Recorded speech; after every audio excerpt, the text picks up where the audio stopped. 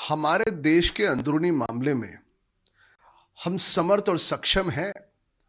किसी विदेशी ताकतों को हमारे देश में दखलंदाजी करने की कोई आवश्यकता नहीं है।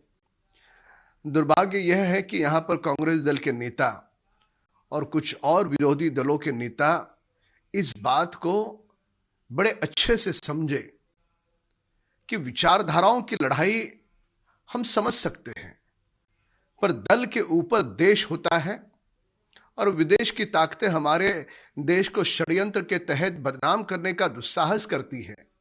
तो उस समय देश ने, समूचे दलों ने, समूचे देशवासियों ने एकता का प्रदर्शन विश्व के सामने करने की आवश्यकता है, करना चाहिए।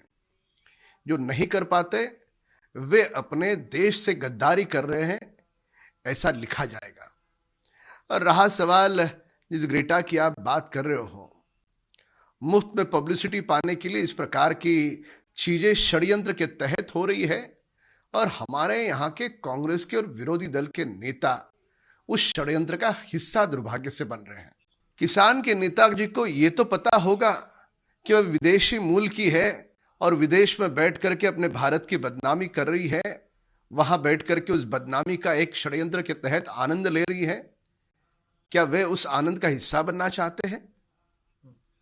हमारी आपसी बातें हैं, आपसी बातें, परिवार की बातें, हम परिवार के भीतर उसकी चर्चा करेंगे। विदेश के लोग षड्यंत्र के तहत अगर हमारे मुल्क को बदनाम करते हैं तो उसका कोई समर्थन नहीं कर सकता। निंदनीय है। ये विदेशी लोगों ने हमारे देश में आकर के हम क्या करें, इसकी नसीहत देने की आवश्यकता नहीं है।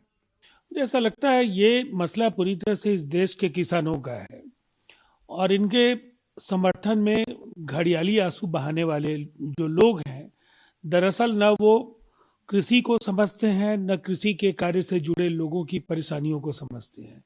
सिवाय फॉलोअर्स बढ़ाना और सुर्खियों में बने रहने के लिए किसान आंदोलन का इस्तेमाल करना, इनके मन में इन किसानों के लिए कुछ अच्छा करने की इच्छा कतई नहीं है। केवल वो इसका भावनात्मक शोषण कर रहे हैं। परवाह देश की, सोमवार से शुक्रवार रात 10 बजे TV9 भारतवर्ष पर।